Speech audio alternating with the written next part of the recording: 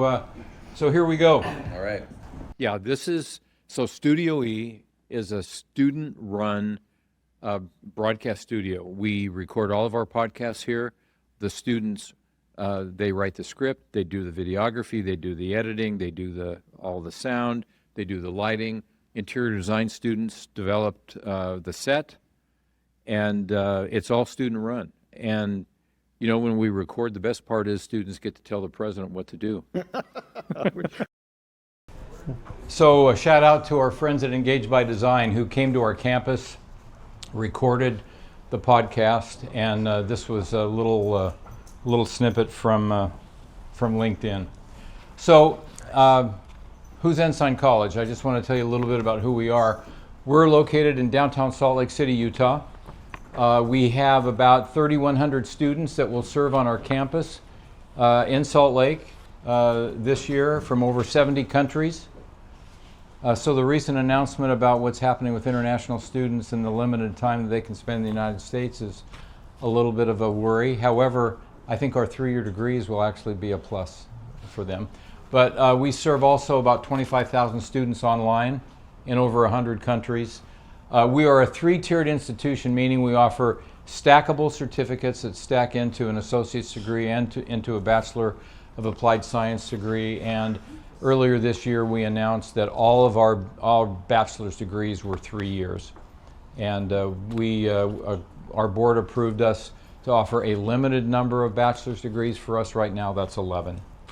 And we are part of the educational system of the Church of Jesus Christ of Latter-day Saints. So all the BYU schools are sister schools of us. So BYU Hawaii, BYU Idaho, BYU Pathway worldwide are all sister schools, part of our system. As a faith-based institution, we have developed this as our mission statement: to develop capable and trusted disciples of Jesus Christ who are leaders in their homes, in the church, and in their communities. And we work very hard at doing this, and everybody on campus knows the mission statement, and it's been something that's been quite powerful for us. At my inauguration, which was in October of 2017, I started serving in April of 2017. Welcome. A member of the board said this, that Ensign College is a place where students study and prepare for specific jobs upon graduation. The intent is to produce graduates who are spiritually well-grounded and professionally prepared to provide a livelihood. So we are very focused on preparing our graduates for work. When they're finished, we want them ready to go to work and to have the skills that employers are looking for. Now, in 2002, I left San Jose, California, and moved to Rexburg, Idaho, to join the business management faculty at BYU Idaho. Those numbers on the map are the average daily temperatures for the month of January in each of those cities.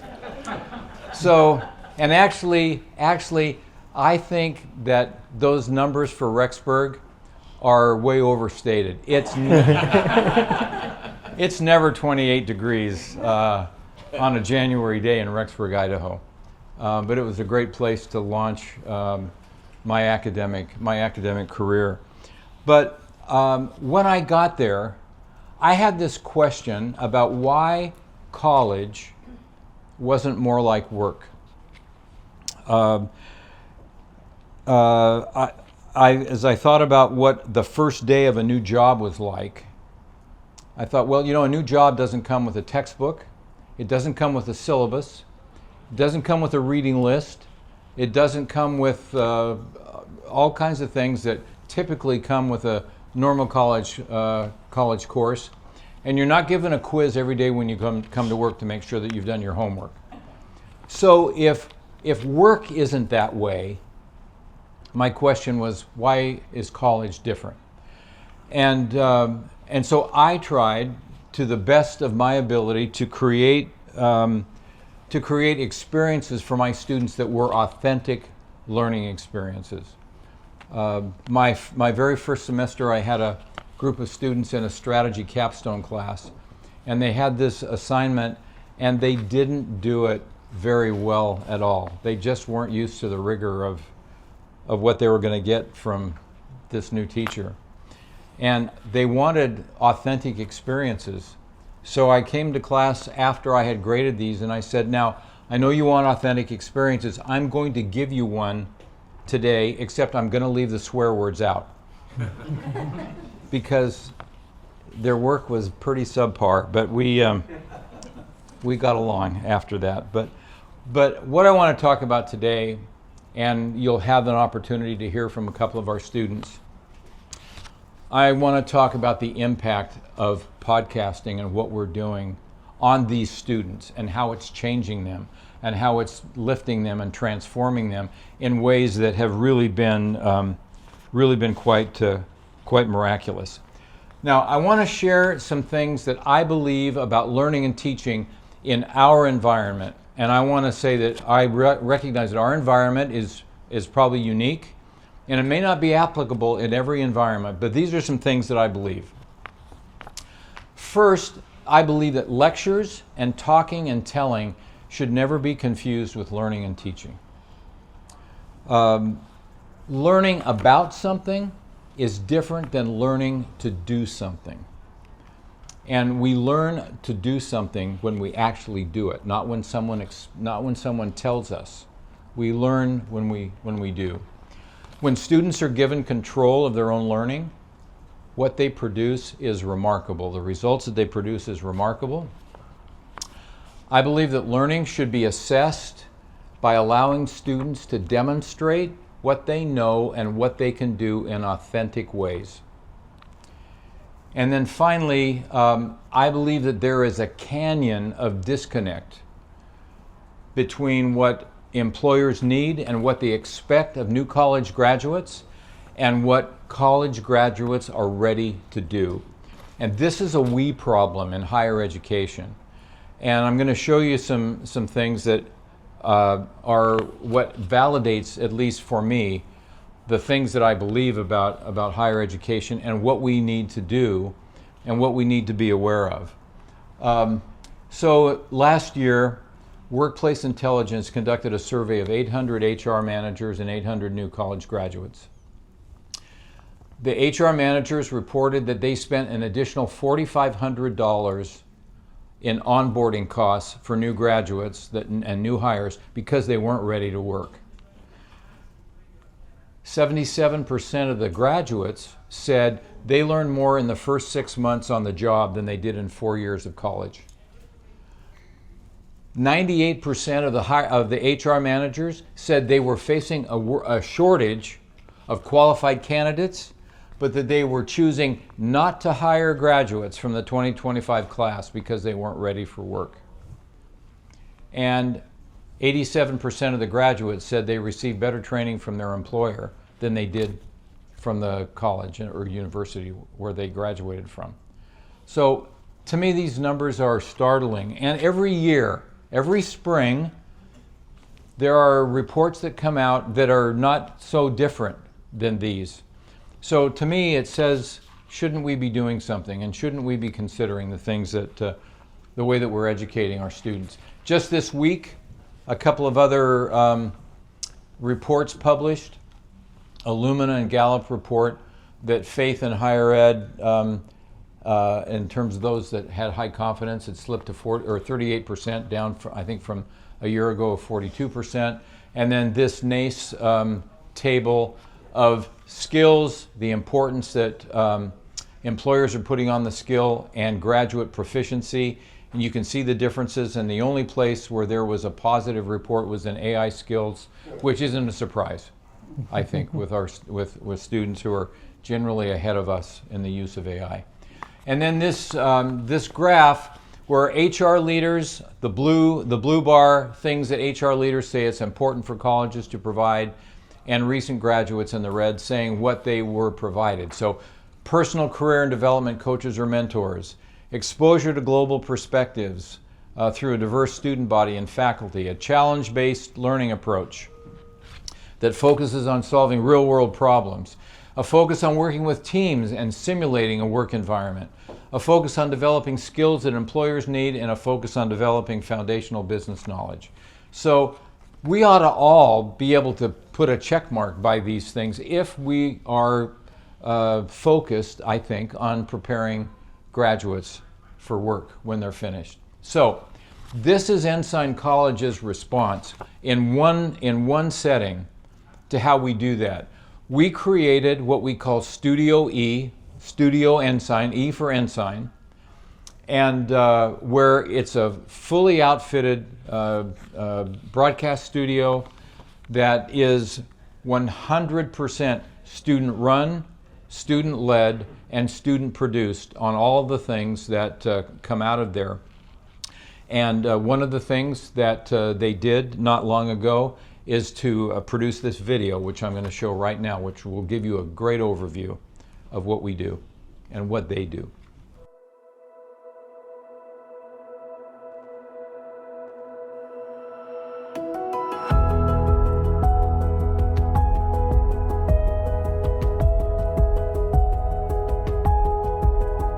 When people see Studio E, they often see cameras, microphones, lights, podcasts, websites, live broadcasts. They see the output.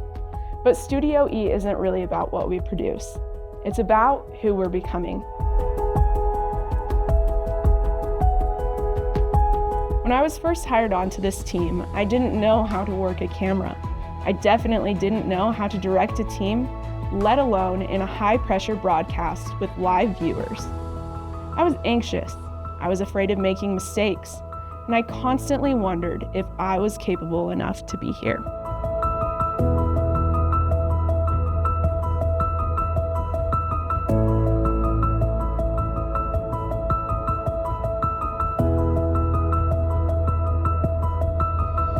Studio E didn't just teach me technical skills, it taught me how to learn, how to adapt, how to stay calm when things don't go according to plan, because in production, obstacles are inevitable.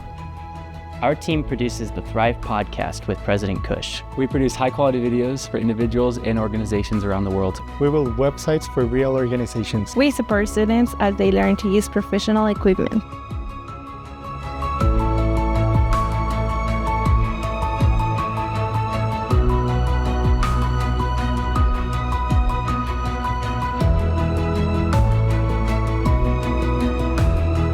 But the most important thing happening here isn't on the screen.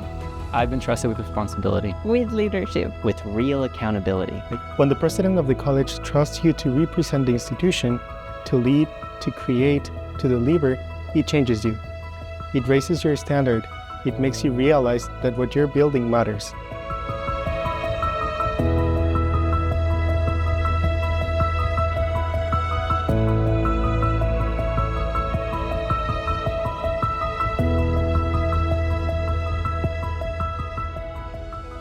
I'm the Studio E director. It's more than just a title. It's stewardship. It's responsibility. It's showing up when things are hard and leading anyway. I have responsibilities that most students don't have. Not because I'm perfect, but because I've learned how to move forward with integrity, humility, and confidence.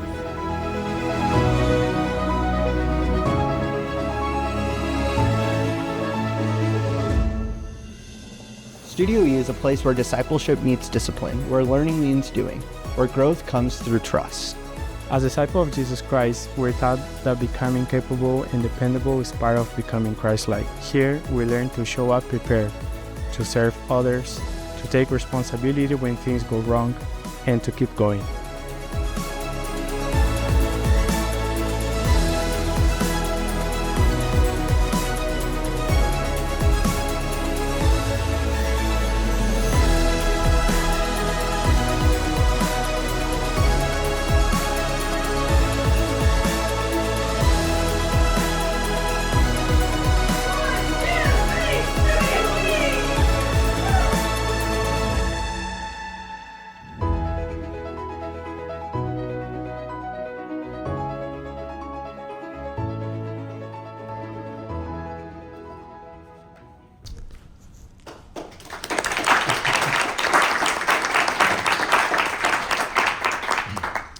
I've probably seen that video 100 times, and it always puts a lump in my throat because these are great kids. These are just remarkable, remarkable young people doing remarkable things. And so I want to introduce the real stars of the podcast, Heber Medina and Chloe Cheney, and you saw them in the video. And I also want to recognize my co-host on the podcast, Greg Fox, and the faculty advisor is Joe Carey in the back, and he really doesn't do very much. By design. By design.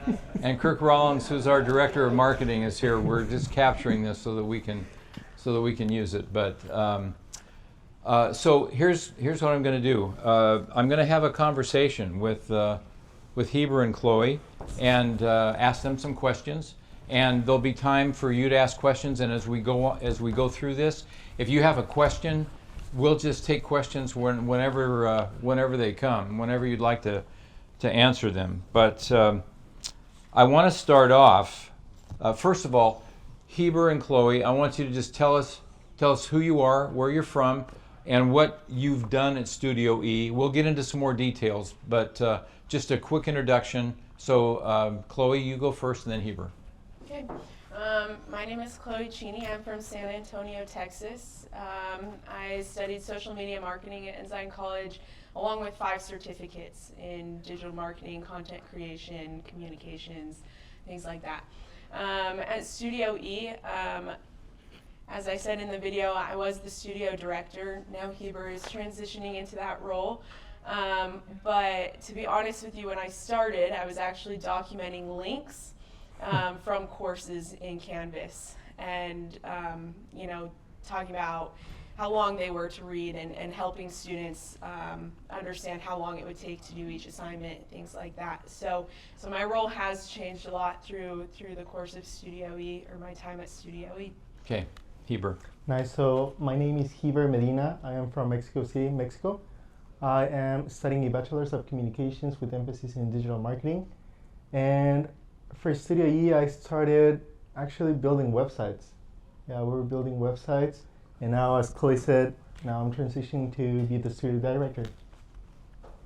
Okay, now before we get into more questions, I want to talk about something that happened last month on our campus that was the most amazing thing that we have done so far, I believe.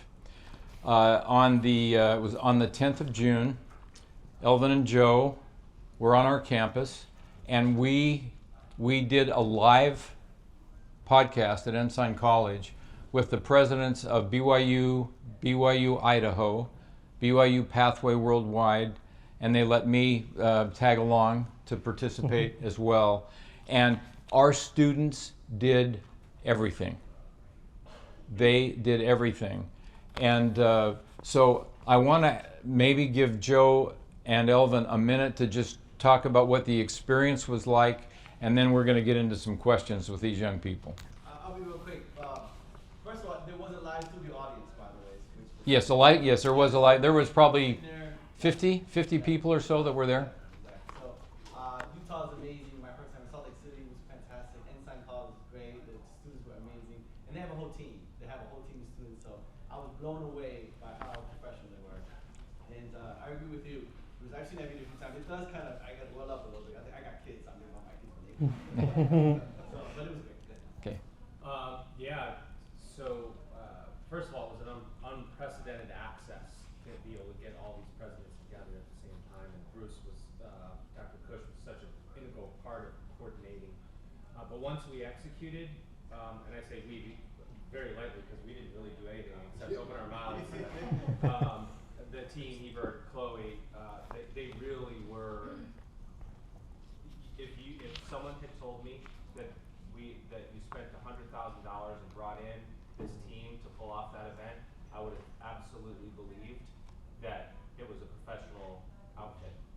Like there would have been not even a question in my mind that they were students, other than that they looked young. That's the only thing. Other than the way that they pulled it off tactically, the professionalism was top notch. I would have never known that it was a student-led team because they were trained to do the work like it needs to be done. One and they leave. So Yeah. it was incredible. Yeah, thank you. I told Joe when we got here that we're still basking in the good feelings that were created on campus of the wonderful experience that it was. So, okay. Okay, so here's the first question. I just want you to talk a little bit about what Studio E has been like for you as a learning experience, a transformational experience, a changing experience, thinking about day one in Studio E and learning about podcasts and all the things that we were going to do, and then compare that with today. So, Heber, we'll start with you. We'll give you the first opportunity. Okay. I was just thinking, one of my first experiences with Studio E was one broadcast we had. I think that was like my first week, and I don't think I did like basically anything. I think I was just watching. Yeah, I was just watching. Chloe was the director, and I was just amazed on how everything was working, and I was just like, I don't know what I'm doing here. I'm just like enjoying the time. And then I was just thinking, I think it was 2 weeks ago, last week, we had another broadcast, and now I was being the director. And I was just reflecting on how different things were. Like I was just making sure everything was working. I knew where everything was, how everything worked, and it was just different. Just reflecting on how much I've learned, how much I understand now of the broadcast, of the studio, of podcasting, of cameras, audio, like everything, right? So yeah, it's been an amazing experience. Yeah. Chloe? And for me, I gotta stand up for this. I have two pictures that represent me before Studio E and after Studio E. So President, if we can show the first picture, this is the camera that I had before Studio E. And this is the camera I have now, as seen here. So of course, I spend a lot more money on camera gear. But besides that, I've changed a lot personally, right? In the video, I would like to change one thing that I say. I said I wondered constantly if I was capable enough to be here. And yes, sometimes I had my doubts, but at the same time, I would say that every moment I was in Studio E, I felt enabled. And from day one, like I said, I was documenting links at first. It was kind of a mundane job. It was, but there was still value in that. I made a spreadsheet that automatically did things, and it was actually really cool. I was super proud of this spreadsheet, right? And then I kept learning different things, and before I knew it, I was the studio director, never having used a camera before, and but I felt enabled to learn. I was telling President Cush the other day, about 5 years I saw somebody editing a video for the first time. I was like, wow, that is so cool. I hope, I can find my thing and be that cool someday, but I didn't think it was gonna be videos because I thought I was too far behind, right? I was 21 years old, thought I was so old and out of it.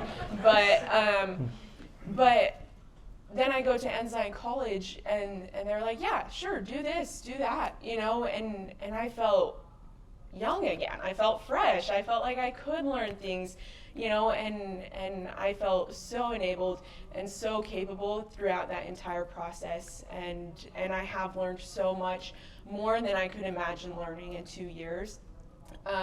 And now I have a job. A super awesome part of that is thank you. Yeah, and it's not just a job. Yes, right? It is a career. So along with some podcasters that came along and invited President Cush to be on their podcast, there was one named Ashish, and he came in and President of course was like, well, yes, you can come interview me on your podcast, but my students will produce it. And so Ashish comes in, he's carrying his camera, and we're like, oh, you can set that down, and we have the whole studio set up, and it ran flawlessly, right? not because the technology ran flawlessly, but because we were able to navigate those situations, you know.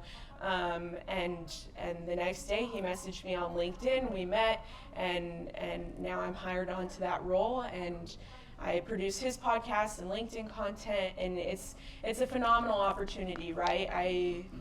I'm just so blessed, so blessed.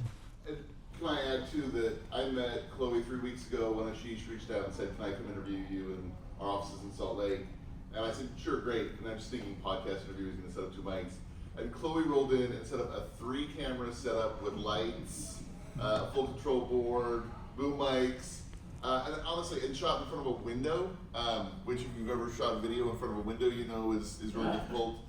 Something most experienced people won't tackle, and she nailed it. Looks amazing. It's an incredible video piece. And so when she said she'd only been out of school for about a year, I was blown away because I've worked with a lot of professional producers with a fraction of the skill that she had. So ringing endorsement from this end. Yeah. Thank you. I appreciate that.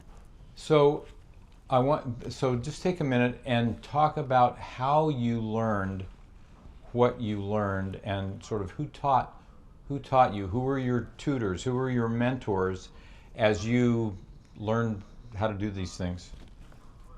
Yeah, absolutely. So for me, you know, there were some things I learned in classes, right? I did take, you know, graphic design class, I took marketing classes, but really it was the studio director that was here before me and some of the other teammates that taught me everything. I remember I was assigned, my first video project was a campus tour video. And this, again, is before I knew very much about cameras. I probably couldn't have told you what aperture was. And I was like, wow, this is a project that's going to go on the Ensign College official YouTube page, you know, and this is important. And feeling that responsibility made me want to learn more.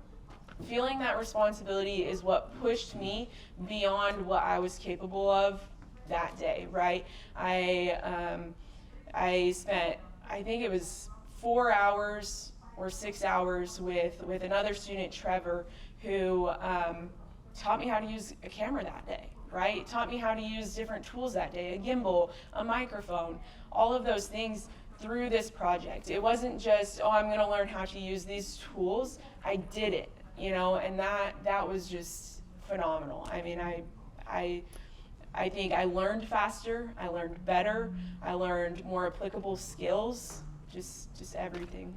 Yeah, I think I share like this idea of learning hands-on experience, right?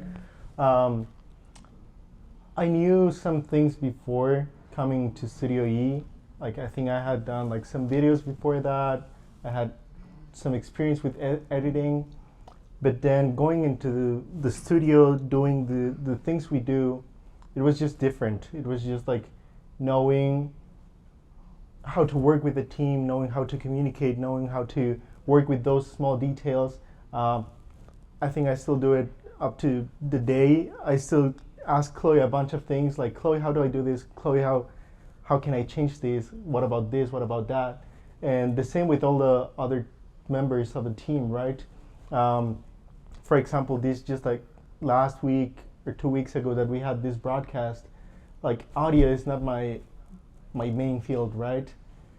And I was calling this other worker like, hey, how do I do this? Like, this is not working. Like, can you teach me, right? And I think that's the thing, like being willing to teach, being willing to be taught. But it was students. Yeah, it's all students. Teaching students. So when new students come in, then they're taught, they're tutored, they're mentored by the students that are there. So those that have the experience are bringing on those that don't and helping them. And it's just this cycle that perpetuates itself. Yeah. So. And I think also, along with that, I mean, I think about the podcast we did with Mr. Joe and Mr. Elvin, right? We didn't do it in the studio. We did it in a multi-purpose room, right? A room almost similar to this. And I had never built a mobile studio before that could be brought into another room. And so, you know, I was calling people, and the two people that I learned everything from said, that's crazy. That's crazy, right? They said, why are you trying to do that? And I was like, because President Cush told me to. And I have to be careful with some of those things. You know? And then I said, well, next thing we know, we're going to be holding a podcast on the moon. And slightly joking, right? But it's, when you're told to do these things and trusted to do these things, you make it happen. Right? If my mom had told me, oh, I want to do a podcast at your school, I'd probably be like, oh, Mom, you know. But yeah, when you're trusted by someone like the president, you know, and encouraged by these leaders, you know, Brother Kerry, we do it, and we feel confident that we can do it. So yeah. And if I can add to that, so you shared what the mission statement is for the school, right? And yes, like the school has made me feel like capable and trusted disciple of Jesus Christ. But being able to work in studio, it makes me feel like a capable and trusted worker, right? I can feel that not just like my coworkers trust me, but also like my leaders help me feel capable and trusted. Yeah. Yeah. Yeah. Thank you. You know, for almost the last 25 years of my life, every day of my life has been dedicated to working with this generation of young people. And I have seen them do things that are just incredible when you trust them, when you give them the resources, but when you have them know that they're trusted and you let them go to work. It's amazing. When the grown-ups just get out of their way, they just do amazing things. And so when we asked them to do this, 6 microphones, I think. Was it 6? 7. 7 microphones, which they'd never done before, right? Which you guys had never done before. But you would have never known it. It was as if we did this every day. And well, we did do it every day for about 2 weeks. Yeah. That's why. That's why. So here's another thing that I want you to comment on. So I mentioned at the beginning, we have students from over 70 countries on our campus. It's one of the things I love the most. I've spent 5 years of my life in Latin America, 2 in Guatemala and El Salvador, and 3 in Mexico. And so I traveled a lot internationally before I got into higher education. And it's one of the things I love the most is the cultural diversity that we have on our campus. But here's the other thing that in over 10 years on our campus I've never experienced. No one has ever come to me and said, Bruce, the students from this part of the world can't get along with students from that part of the world, or the students from, even the Mexicans and the Argentines get along during World Cup, okay? And that's saying something. But it is a remarkable thing, and these young people are learning to work with people in diverse and different cultures. My wife and I teach a college success course, one of our sections, and we most of the time we have more international students than we do have students from the United States, and they all work together and they all get along, and I don't know how it happens. We don't do anything intentionally to say, now, okay, boys and girls, it's important that you get along, so please do. We don't do that. It just happens on our campus. But I'd like to have you two comment on what you have learned about working in teams and working in teams with people from different parts of the world, with different attitudes, different mindsets. Would you just comment on that? Yeah, I love it. It's amazing.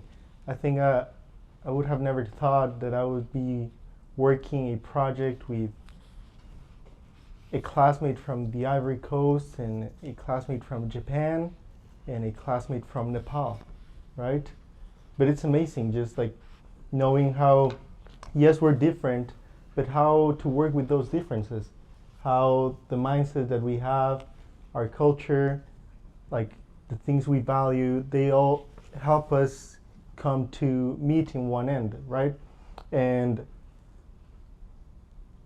being willing to understand them, being willing to understand their perspective and how they do things, I think that's amazing. Just like I've been able to learn a lot from different cultures, and not just like about their traditions, but the way they do things, and especially the way they learn, the way they work, and I've been able to apply it, and that's amazing. Yeah, I mean, I totally agree with Heber. I think what's amazing to me is I've met some of my best friends in Studio E. There are people that I know I'll want to stay in contact with, you know, my whole life, and it's because of their stories, right? I think especially, I mean, I've been talking to Heber especially the last few days, and the stories that these people have, you know, especially international students coming from other countries, are exceptional, right? But we all have one goal, and that is to further our education and further our skills. And now, you know, working in another job, each person is different. You know, it doesn't go without its struggles, without personality differences, without communication differences. And being able to have practiced so much with other individuals has really enabled me to have the patience to continue progressing these relationships in the real world, right? Because, I mean, I remember the first few weeks of Studio E when I was the director. I would walk into the office and everyone's speaking in Spanish, right? and that's hard for me sometimes because I don't speak Spanish, but you know, then I did learn a little Spanish. You know, I can say certain things in Spanish, and you probably can say stop talking in Spanish. I can.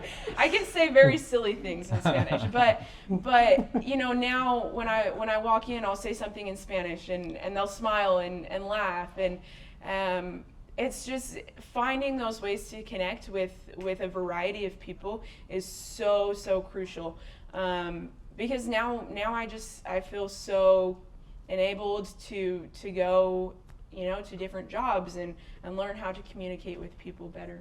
Awesome. I want to give you some time to ask questions. I want to make sure there's plenty of time. Yes? So you have an amazing setup, amazing studio. I would imagine that individuals, businesses from your community approach the college asking for help with projects. Does that happen? We do have classes that actually do projects. So you've done projects, right? But we've done websites, we've done other things for clients that are external. And do you use those as like internships, or how do you manage that? Joe, you want to comment on that? Sure, that's a great question. So we do both. We have, depending on the work that's being assigned, if it's a relatively small project, we'll just do that in class as a service to the community. If it's something where the external client, it would take more than one student or several hours a week, 10 or more, we'll arrange for an internship, and sometimes those are paid or unpaid. But the college really does want to give back to the community. Do you allow, I'm sorry. Go ahead. Do you ever allow community members to come in and use your equipment, say with student help, or because we've kind of talked about opening our studio up to that? We haven't done that. We've had 2 podcasters come, and of course a third with the EdUp Experience crew, but we've had 2 other podcasters come who wanted to interview me, and they were local, and I said, come to our campus, let our students do it, and they were more than happy to do that. So if there was somebody else like that, we'd welcome them to come. We're and we don't charge them. I mean, they come, and it's professional development for our students. Sure. So it's a great experience for them. Yes. So if you started going to other professors and using the studio to get them started with a podcast and go, hey, how do we, it's like, you think about why we're all here, it's like, all right, how do we get every professor, and you guys said in my speech, it's like, I want every student, every professor having their own podcast. So are you using the studio that way? We have not done that. We have not done that. But go ahead. Sorry. I mean, much. So I'm just thinking about my class experiences, right? And of course, in the audio production class, there's a little week on podcasting. But in so many other classes too, there's a week on creating a podcast. So there's I think an American history class, and 1 week you have to get with a group and make a podcast. And in one of my marketing classes, 1 week we had to get together with the group and make a podcast. So we actually have students that use the studio almost every single day to come and do their assignments. So, and that has, I know at least one person who that has had them start their own podcast. And he's graduated now and he's still pursuing that. So there are segments in classes where it's encouraged to go to the studio, make your podcast, and do things like that. And then does your team help them do that? Yep. So we keep, honestly, on our side, we keep it very basic. We go in, we show them how to use the equipment, and then we leave them to their own devices, right? As far as content, as far as how many takes they want to do, all of that, we just leave the room and they're free to use the studio for an hour or however long they reserve it for. Okay, yes. So I understand that you have kind of maybe like an apprentices style, like you'll know who the next director is going to be. Like, can you talk about that, like student to student, like how y'all kind of examine who's going to be the next director? Did you tap him, or did he approach you and say, hey, I'm interested in doing this? How do y'all student transferable leadership work? So I love this story because I don't know this story. Well, okay, so I was the studio director for about a year and a half, right? And it was getting close to the time where I'm graduating, and in my head, I'm freaking out a little bit. I'm like, who is going to be the next studio director? It's about a 7-person team. And so I knew there were some people that were a little bit interested, right? But they're graduating about the same time as me, so it doesn't quite make sense how it lines up. And then Denise, she's kind of our administrative manager, I would say. And Denise goes, Chloe, have you seen Heber's portfolio? I was like, no, I actually haven't. And she pulls it up for me. And at this point, Heber had been working on websites since he started, right? And so I had barely had any, not that I hadn't had interaction with him, but on the work side, I hadn't done much with Heber. And so we pull up his portfolio, and there are just these amazing videos. I mean, videos that he's produced and edited. I was like, he's been hiding, you know? And so then I go to Brother Kerry and I'm like, we need to get Heber as studio director. And I had, recommended him and said, I think this is a really good idea. He's been a silent killer all this time, and so then, I worked with Heber. I trained him, how to direct the studio. So there wasn't ever, Joseph Carey teaching us or anything. Well, I mean, he's always teaching us, don't get me wrong. But on the technical side, I was the one who showed him where everything was in the studio and how to use it. So what did you connect with him before you transition out? Because I'm always thinking about, I have a student group. That's what I'm always asking about. Leaders train leaders, right? And I have a student group, and probably the biggest thing that happens with student groups is the transfer of leadership, right?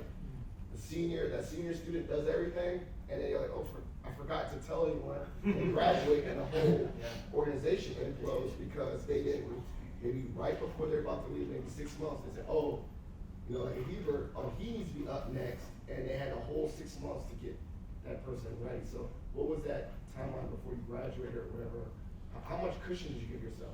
Yeah, I would say a semester and a half. Yeah. So we do trimesters at Ensign. Is that what we Blocks, call them? 7-week blocks. We're on a Yeah. 7-week block schedule. Yeah, but 3 semesters, right? And so it had been about 3 blocks.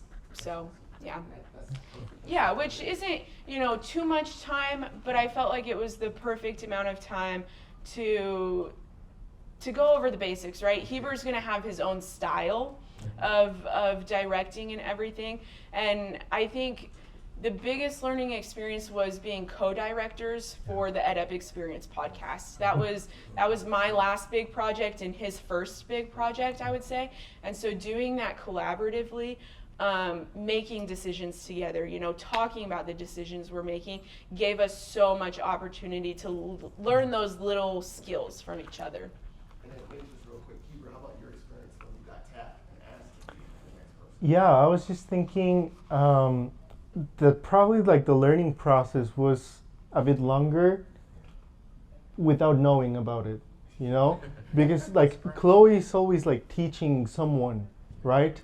And she would explain me how to do stuff when we were having a podcast, when we were having a broadcast. And yeah, probably she wasn't thinking that I was going to be the next studio director, but she was telling me how to do stuff. And that was amazing, right? And then knowing that I was going to be the studio director, I was impressed, because I think at the time I was the newest member of the team. And then Brother Kerry told me, and I'm like, okay, okay, I can do that, right?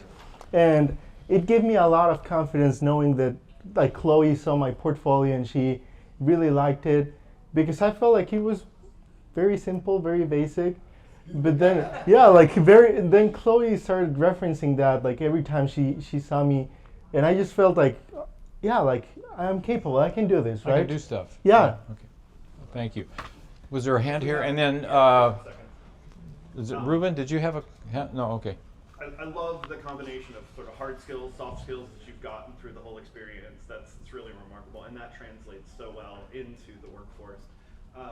You've talked a lot about the production side. I'm curious, are you in Studio E producing work that is given to you, like this is a video we need shot, or are students also engaged in the pre-production and the creative side of determining what is the content that we want to produce and put out? How much do you get to be on the front end? I would say both. Okay. Both for sure. Like this video that I filmed, like sometimes we're given very vague or very open-ended tasks, right? So I was told, hey, Chloe, create a video that highlights what Studio E does, right? I could have just compiled a video of B-roll, 3 minutes long, whatever. But instead, I scripted it, I planned it, I got the team together and did all the little details. And then, so we're given projects a lot, but I think also then we're given tasks, right? So we're given, like I was given a task to create a list of checklist items that we should do before every video shoot, right? Charge batteries, do these things. And then one student, after I had created that, it's called Chloe's 10 Commandments. He was like, oh, that's really awesome. I want to make a video of that.